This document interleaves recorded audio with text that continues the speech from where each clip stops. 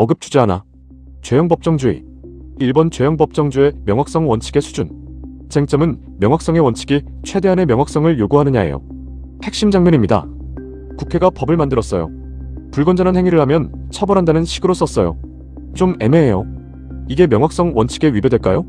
실제 2020년 기출지문이에요. 법규범의 문헌은 어느 정도 가치 개념을 포함할 수밖에 없지만 가급적 일반적 규범적 개념을 사용하지 않는 것이 바람직하다는 의미에서 명확성의 원칙이란 기본적으로 최대한의 명확성을 요구하는 것으로 볼 수 있다. 이 지문 맞을까요? 틀릴까요? 틀려요. 명확성의 원칙은 최대한의 명확성이 아니에요. 법관의 보충적 해석을 필요로 하더라도 통상의 해석 방법으로 보호법익과 금지행위, 처벌 종류와 정도를 알 수 있으면 명확성 원칙을 충족해요. 완벽하게 명확할 필요는 없어요. 기억고리. 명확성 원칙 최대한이 아니에요. 통상 해석으로 알 수 있으면 충분해요. 이번 죄형 법정주의 형벌불소급 원칙과 소급표 2022 기출. 쟁점은 가벼워진 법으로 개정하면서 이전 행위의 옛날 법을 적용하는 게 합헌이냐예요. 핵심 장면입니다. 국회가 어조의 형을 3년에서 1년으로 줄였어요. 그런데 부칙에서 이렇게 썼어요. 개정 전 행위에 대해서는 종전법을 적용한다. 이게 형벌불소급 원칙에 반할까요? 실제 2022년 기출 지문이에요. 종전보다 가벼운 형으로 형벌법규를 개정하면서 개정된 법의 시행 전의 범죄에 대해서 종전의 형벌법규를 적용하도록 그 부칙에 규정하는 것은 형벌불소급 원칙에 반한다. 이 지문 맞을까요? 틀릴까요?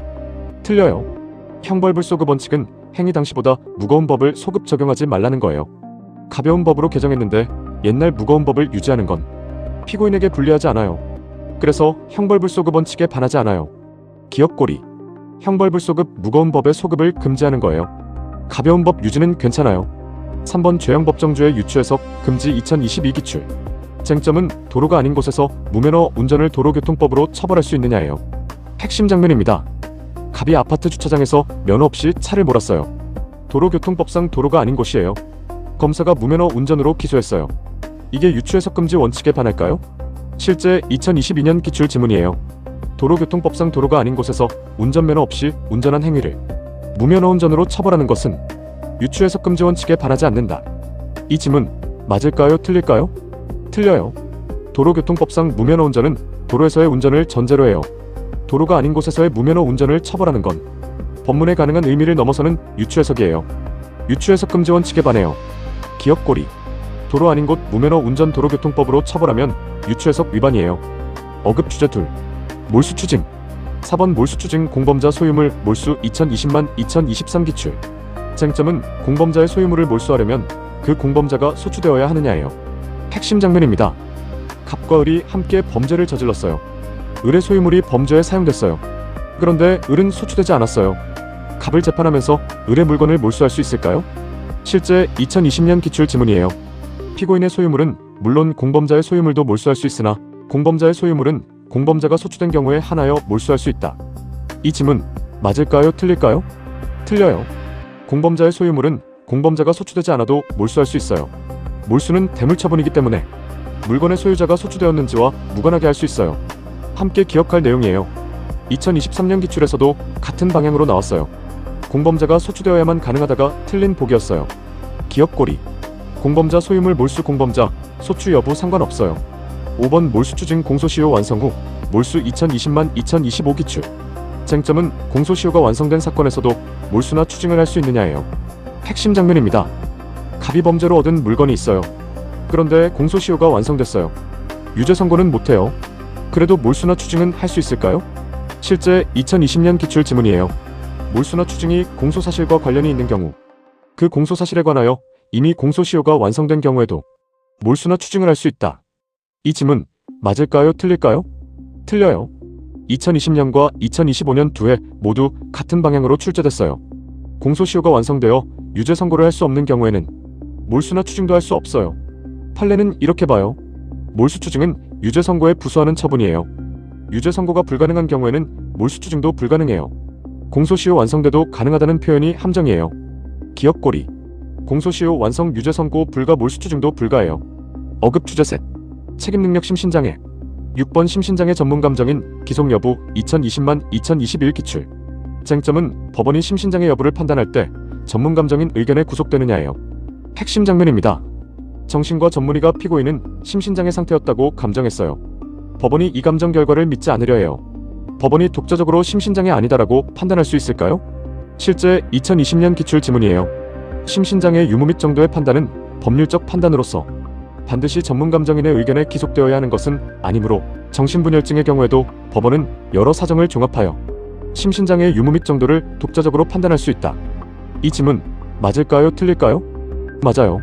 심신장애 판단은 법률적 판단이에요. 전문 감정인 의견은 참고할 뿐 법원이 반드시 따라야 하는 건 아니에요. 법원은 독자적으로 종합 판단할 수 있어요. 함께 기억할 내용이에요.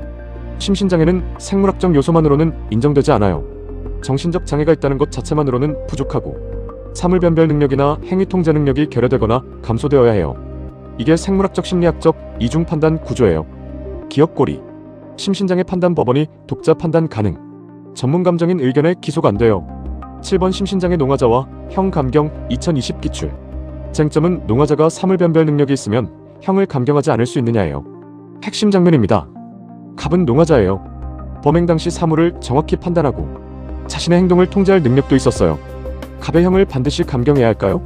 실제 2020년 기출 지문이에요. 농화자라도 행위 당시 사물을 변별하고 이에 따라 행위를 통제할 능력이 있는 경우에는 형을 감경하지 않는다. 이 지문 맞을까요? 틀릴까요? 틀려요. 이게 2020년 기출 정답, 즉 틀린 복이었어요. 농화자는 형법 제11조에 의해 형을 감경해요. 이건 필요적 감경이에요. 사물변별 능력이나 행위통제 능력과 관계없이 농화자라는 신분만으로 형을 감경해요. 기억고리 농화자 능력 있어도 형 감경해야 해요. 필요적 감경이에요. 어급추전넷 유기죄 8번 유기죄 계약상 의무의 범위 2021만 2024 기출. 쟁점은 유기죄에서 계약상 의무가 주된 급부 의무에만 한정되느냐예요. 핵심 장면입니다. 간병인 갑이 노인 을을 돌보기로 계약했어요. 주된 의무는 식사 보조예요. 을이 갑자기 쓰러졌어요. 갑이 구조를 안 했어요. 저는 식사 보조만 계약했는데요 라고 말해요. 유기죄가 성립할까요? 실제 2024년 기출 지문이에요. 유기죄의 계약상 의무는 계약에 기한 주된 부조 의무에 한정되지 아니하며 계약의 목적 달성을 위해 상대방의 생명 신체에 주의와 배려를 한다는 부수 의무로서의 민사적 부조 의무 또는 보호 의무를 배제하는 것은 아니다. 이 지문 맞을까요? 틀릴까요? 맞아요. 계약상 의무는 주된 급부 의무에만 한정되지 않아요. 생명 신체를 지켜야 하는 부수 의무도 포함돼요. 간병 계약을 하면 그 계약의 목적 달성을 위해 상대방 생명을 보호해야 할 의무도 생겨요. 기억고리 유기죄 계약 의무 주된 의무만이 아니에요. 생명 보호 부수 의무도 포함돼요. 9번 유기죄 주점 손님 방치와 유기치사죄 2020 기출.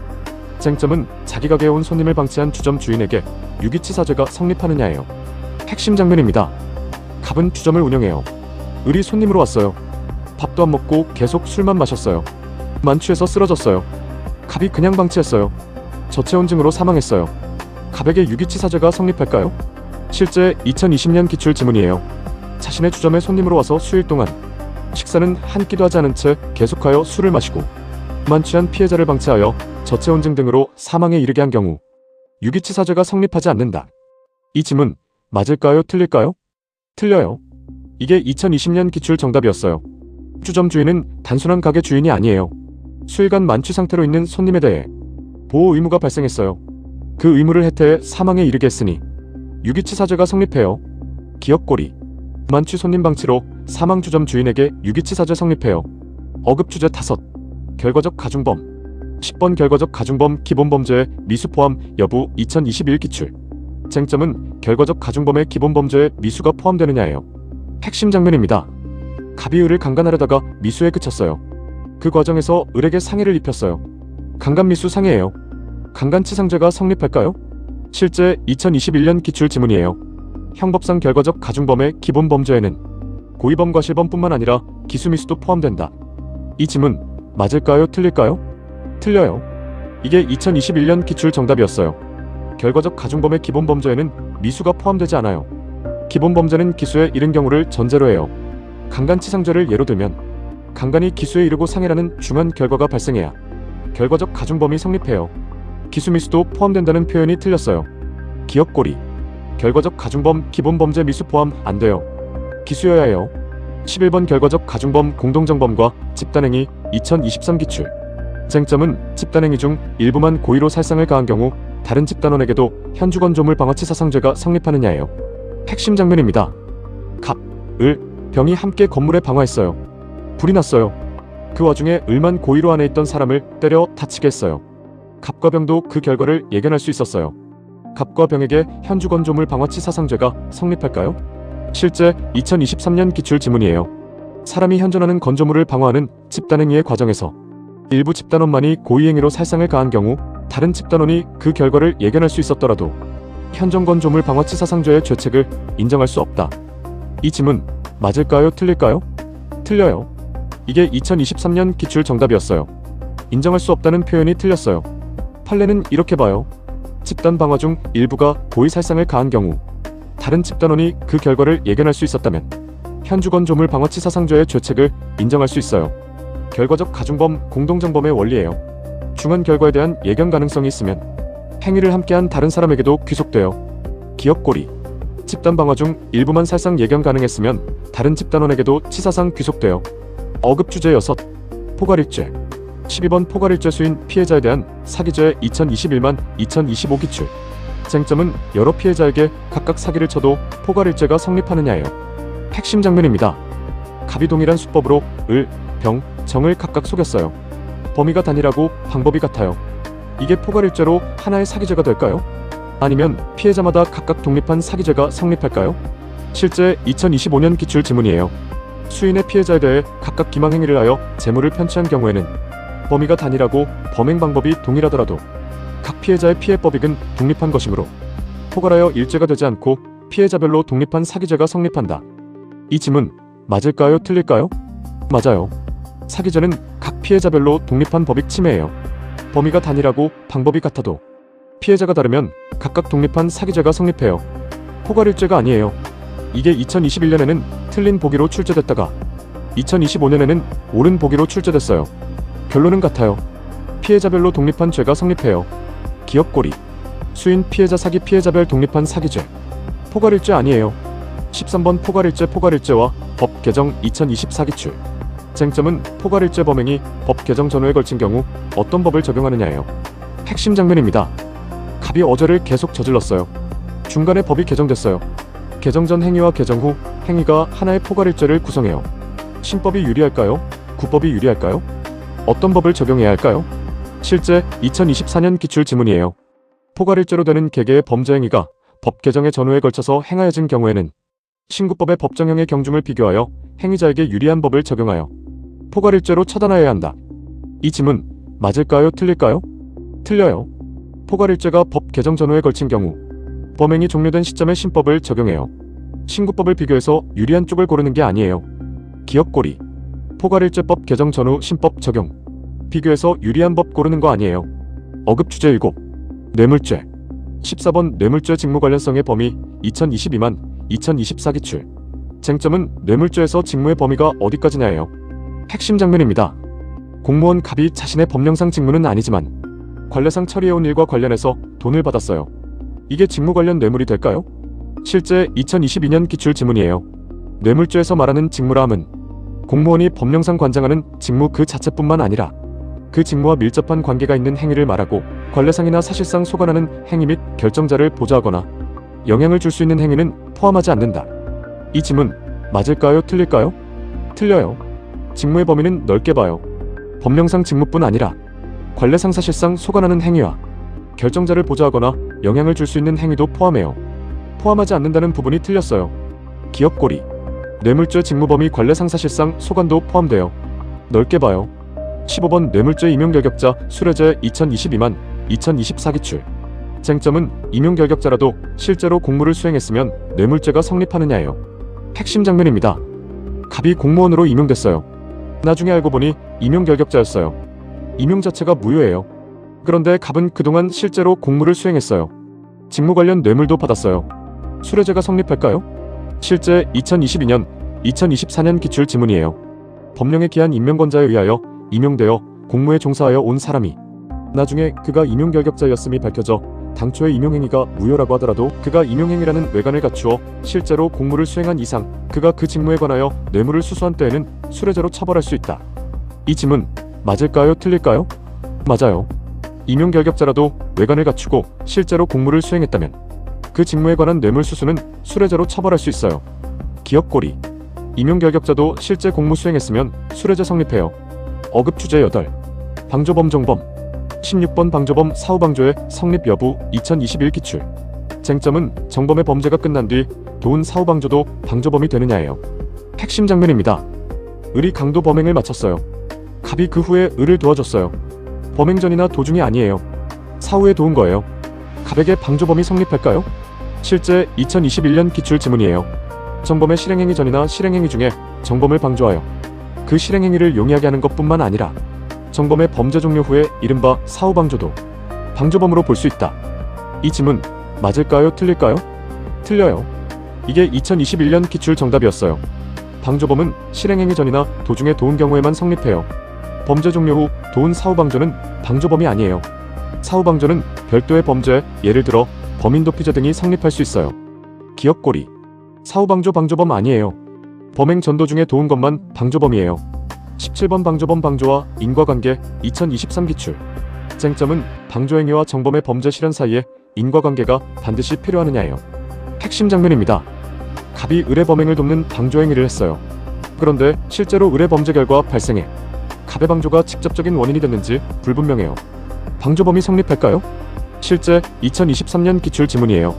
형법상 방조행위는 정범이 범행을 한다는 점을 알면서 그 실행행위를 용이하게 하는 직접 간접의 모든 행위를 가리키는 점에서 방조행위와 정범의 범죄 실현 사이에 반드시 인과관계를 필요로 하는 것은 아니다. 이 지문 맞을까요? 틀릴까요? 틀려요. 이게 2023년 기출 정답이었어요. 방조행위와 정범의 범죄 실현 사이에는 인과관계가 필요해요. 방조가 정범의 실행을 실질적으로 용이하게 했어야 해요. 반드시 필요로 하는 것은 아니다는 표현이 틀렸어요. 기억고리. 방조범 방조행위와 정범 범죄 실현 사이에 인과관계 필요해요. 어급 주제 9. 피해자 승낙.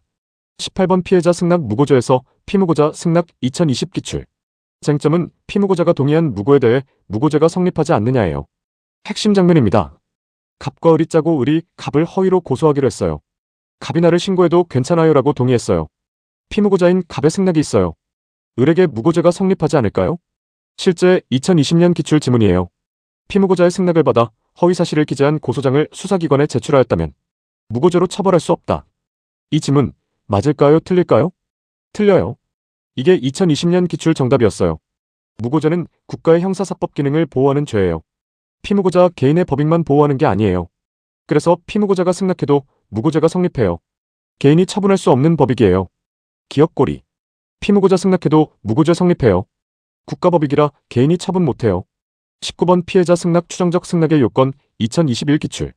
쟁점은 명의자가 알았다면 동의했을 것이라고 추측하는 것만으로 추정적 승낙이 인정되느냐예요. 핵심 장면입니다. 갑이 을의 이름으로 문서를 작성했어요. 을의 명시적 허락은 없었어요. 갑은 을이 알았다면 허락했을 거예요 라고 생각했어요. 이게 추정적 승낙이 돼서 위법성이 조각될까요? 실제 2021년 기출 지문이에요. 명의자 이외의 자의 의뢰로 사문서를 작성하는 경우에 명의자의 명시적인 승낙이 없다는 것을 알았지만 명의자가 사문서 작성 사실을 알았다면 승낙하였을 것이라고 작성자가 기대하거나 예측한 것만으로도 승낙은 추정된다. 이 지문 맞을까요? 틀릴까요? 틀려요. 추정적 승낙이 인정되려면 단순히 기대하는 것으로는 부족해요. 명의자가 그 사실을 알았더라면 실제로 승낙하였을 것이라고 객관적으로 인정될 수 있어야 해요. 주관적 기대나 예측만으로는 추정적 승낙이 성립하지 않아요. 기억고리. 추정적 승낙 기대하는 것으로는 부족해요. 객관적으로 인정되어야 해요. 어급 주제열. 손괴죄. 20번 손괴죄 물리적 훼손 없는 효용침해 2020억 2022만 2024 기출. 쟁점은 물건을 물리적으로 훼손하지 않아도 손괴죄가 성립하느냐예요. 핵심 장면입니다. 갑이 을의 홍보용 배너와 거치대를 창고로 옮겼어요. 물건 자체는 멀쩡해요. 훼손이 없어요. 그런데 을이 그 물건을 쓸 수 없게 됐어요. 재물 손괴죄가 성립할까요? 실제 2020년 기출 지문이에요. 홍보를 위해 1층 로비에 설치해둔 홍보용 배너와 거치대를 훼손 없이 그 장소에서 제거하여 컨테이너로 된 창고로 옮겨놓아 사용할 수 없게 한 행위는 재물의 효용을 해하는 행위에 해당한다. 이 지문 맞을까요? 틀릴까요? 맞아요. 손괴죄는 물리적 훼손만을 말하는 게 아니에요. 재물의 효용을 해하는 행위라면 다 포함돼요. 물건을 옮겨 사용 못하게 한 것도 효용을 해한 거예요. 함께 기억할 내용이에요. 2022년 기출에서도 자동문을 수동으로만 작동하게 해서 자동잠금 장치 기능을 없앤 경우도 손괴죄라고 했어요. 2024년 기출에서는 차 앞에 구조물을 붙여 운행 못하게 한 것도 재물의 효용을 해한 경우에 해당한다고 했어요. 기억고리. 손괴죄 물리적 훼손 없어도 돼요. 효용을 해하면 성립해요. 21번 손괴죄 낙서계란 투척과 손괴죄 2020 기출. 쟁점은 건물에 낙서하거나 계란을 던지는 행위가 모두 손괴죄가 되느냐예요. 핵심 장면입니다. 시위대가 회사 건물에 스프레이로 낙서를 했어요. 그리고 계란 30여 개를 건물에 던졌어요. 두 행위 모두 건물의 효용을 해한 걸까요? 실제 2020년 기출 지문이에요. 레커 스프레이를 이용하여 회사 건물 외벽과 1층 벽면 등에 낙서한 행위와 계란 30여 개를 건물에 투척한 행위는 모두 건물의 효용을 해한 것으로 볼 수 있다. 이 지문 맞을까요? 틀릴까요? 틀려요. 이게 2020년 기출 정답이었어요. 낙서 행위는 건물의 미관을 해치고 효용을 침해하므로 손괴죄예요. 그런데 계란 투척은 달라요. 계란 흔적은 물로 씻어내면 되고 건물의 기능이나 효용에 실질적 영향을 주지 않아요. 그래서 계란 투척만으로는 손괴죄가 성립하지 않아요. 기억고리. 낙서 손괴죄. 계란 투척 손괴죄 아니에요. 효용 침해 정도가 달라요. 시험장에서 쓸 함정 패턴 어급 추가. 패턴 하나. 명확성 원칙 함정. 최대한의 명확성을 요구한다가 틀려요. 통상 해석으로 알 수 있으면 충분해요. 패턴 둘. 형벌 불소급 함정. 가벼운 법을 유지하는 건 불소급 원칙 위반 아니에요. 무거운 법의 소급 적용만 금지해요. 패턴 셋. 농화자 형 감경 함정. 능력이 있어도 농화자는 필요적 감경이에요. 임의적 감경이 아니에요. 패턴 넷. 공범자 소유물 몰수 함정. 공범자 소추 여부와 무관하게 몰수 가능해요. 패턴 다섯. 공소시효 몰수 추징 함정. 공소시효 완성되면 몰수 추징도 불가해요. 완성돼도 가능하다가 2020년, 2025년 2회 연속 틀린 보기예요. 패턴 여섯. 결과적 가중범 미수 함정. 결과적 가중범 기본 범죄의 미수는 포함 안 돼요. 기수미수 모두 포함이 틀린 보기예요. 패턴 일곱. 사후방조 함정. 사후방조는 방조범 아니에요. 범행 전도 중만 방조범이에요. 패턴 여덟. 수인 피해자 사기 포괄일죄 함정. 피해자별로 독립한 사기죄예요. 범의 단일에도 포괄일죄 아니에요. 패턴 일곱. 뇌물 직무범위 함정. 관례상사실상 소관행위도 직무에 포함돼요. 포함하지 않는다가 함정이에요. 패턴 여덟. 방조 인과관계 함정. 방조행위와 정범 범죄 실현 사이에 인과관계 필요해요. 필요 없다가 틀려요. 패턴 아홉. 계란 투척 손괴 함정. 낙서는 손괴죄. 계란 투척은 손괴죄 아니에요. 둘 다 같다는 보기가 함정이에요. 패턴 열. 추정적 승낙 함정. 주관적 기대만으로는 추정적 승낙 안 돼요. 객관적으로 인정되어야 해요. 끝. 반복 청취를 추천해요. 2회차부터 훨씬 빠르게 들려요. 어급 10개 주제 총 21개 문제수로